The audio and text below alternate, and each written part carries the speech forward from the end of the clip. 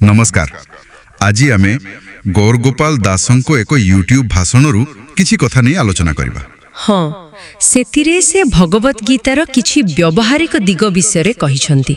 आमर भी आज सेया लक्ष्य माने एहार धार्मिक दिगरु टिके अलगा भाबी देखिबा एथुरु दैनंदिन जीवन पई कोन मार्गदर्शन मिली परिबो आउ केमिति एहा आमुको माने द्वंद्व समय रे बाट देखै परिबो, निज भितरे शक्ति खोजिबारे सहाय्य करिवो।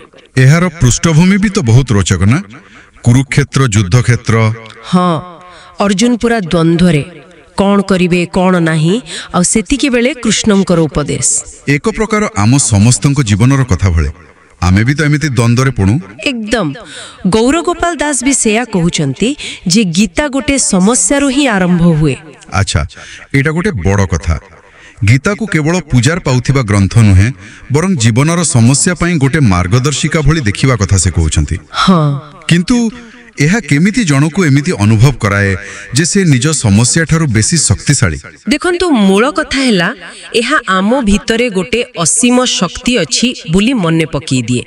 गीता कहे आमर जो आत्मा बा चेतना अछि सेटा आमे सामना करुथिबा जे कोनोसी समस्या कि बाधा विघ्न कि मानसिक कष्ट से सबुठु बहुत बड़ आउ शक्तिशाली।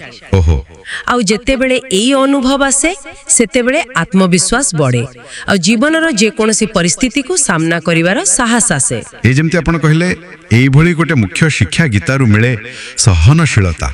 हाँ, द्वितीय अध्याय रा अछि बदे। हाँ, अध्याय 2 रे सुनिबा को तो बड़ सरल लागुची किंतु पालन करिवा।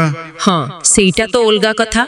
गीता एठी ऋतु परिवर्तन रो बढ़िया उदाहरण दिए, जेमिति शीत परे ग्रीष्म आसे, ग्रीष्म परे वर्षा।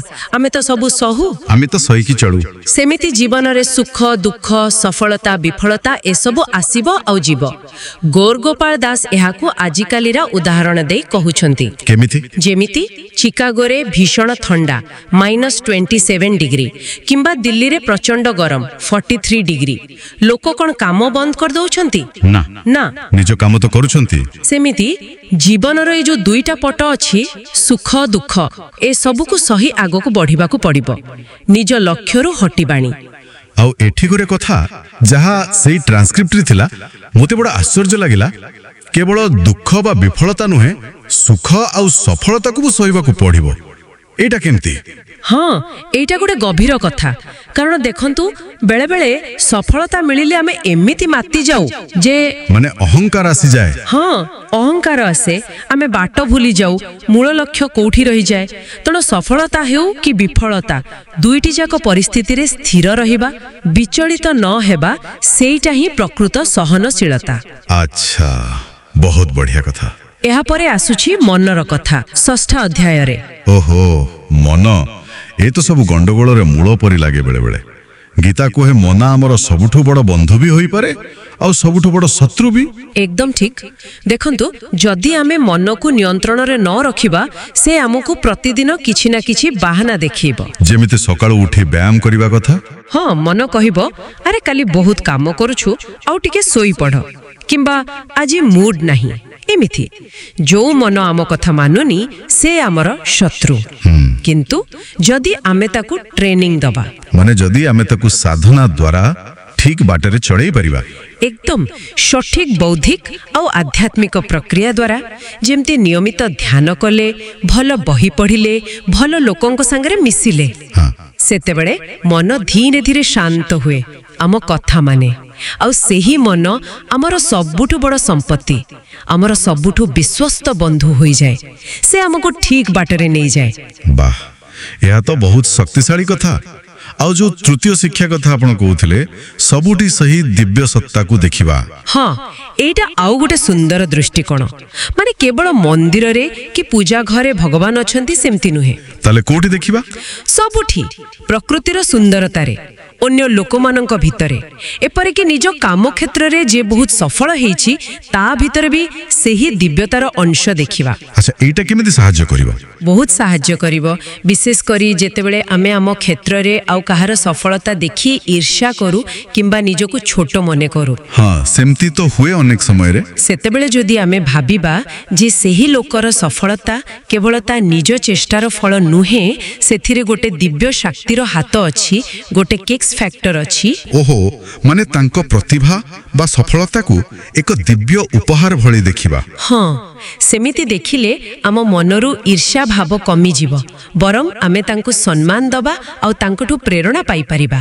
ବା, ଏ ଦୃଷ୍ଟିକୋଣଟା ତ ବହୁତ ସକାରାତ୍ମକ। ଈର୍ଷା ବଦଳରେ ପ୍ରେରଣା। ନିଶ୍ଚିତ ଭାବରେ ଏହା ମନକୁ ଶାନ୍ତ ରଖେ ଆଉ ଆମକୁ ବି ଆଗକୁ ବଢ଼ିବାକୁ ଉତ୍ସାହ ଦିଏ। ତାହେଲେ ଏ ଯେତେ ସବୁ ଆଲୋଚନା ହେଲା ସେଥିରୁ ମୁଖ୍ୟ କଥା କ'ଣ କ'ଣ ମନେ ରଖିବା ଭଳି, ମାନେ ବ୍ୟବହାରିକ ଦିଗରୁ? ଦେଖନ୍ତୁ, ମୋଟାମୋଟି ଭାବରେ 3ଟା ମୁଖ୍ୟ କଥା ଆମେ ମନେ ରଖିପାରିବା। ପ୍ରଥମ ହେଲା ଜୀବନର ଯେଉଁ 2ଟା ଦିଗ, ସୁଖ ଦୁଃଖ, ସଫଳତା ବିଫଳତା, ସେ ସବୁକୁ ସହିବାକୁ ଶିଖିବା, ସ୍ଥିର ରହିବା। ହଁ, ସହନଶୀଳତା। ଦ୍ୱିତୀୟରେ ନିଜ ମନକୁ ନିୟନ୍ତ୍ରଣ କରିବା, ତାକୁ ଶତ୍ରୁ ନୁହେଁ ବନ୍ଧୁ ବନେଇବା, ମନକୁ ସାଥୀ କରିବା। ଆଉ ତୃତୀୟରେ ଅନ୍ୟମାନଙ୍କର ଭଲ ଗୁଣ ବା ସଫଳତାରେ ବି ସେହି ଦିବ୍ୟତାକୁ ଦେଖିବା, ଈର୍ଷ୍ୟା ନ କରି ପ୍ରେରଣା ପାଇବା। ହଁ, এই 3ଟା କଥା ଯଦି ମନେ ରଖିହେବ ତାହେଲେ ଜୀବନରେ ଗୋଟେ ସ୍ଥିରତା ଆଉ ସଠିକ ଦୃଷ୍ଟିକୋଣ ନିଶ୍ଚୟ ଆସିବ। ଏକଦମ। ଆଉ ଶେଷରେ ଗୋଟିଏ କଥା ଚିନ୍ତା କରିବା ପାଇଁ ଛାଡ଼ି ଯାଉଛି। କୁହନ୍ତୁ।